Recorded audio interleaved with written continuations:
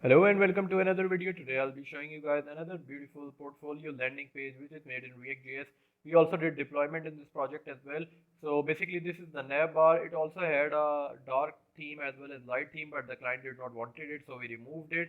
So basically these are the options, and if I click on about, you can see that it is the first option.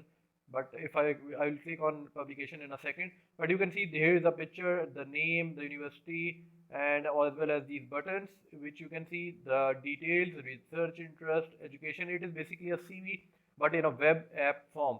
So if I click on publications, you can see that there are different publications made by this person, and you can download these basically PDF as well. If I scroll down, you can see the experience section. You can add your experience here as well. And if I scroll down this, you can see that this is a UI UX project. Basically this pattern was asked by the client to do, so we basically converted their Figma design into React.js, and it is almost pixel perfect same and highly responsive as well. So, and this is a basic footer at the bottom as well.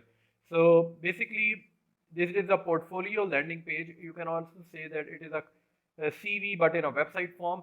If you want us to make any of your project, you can contact us on our WhatsApp or on our email, and we can start working from there. If you like the video, subscribe to the channel, and we'll see you guys in the next video.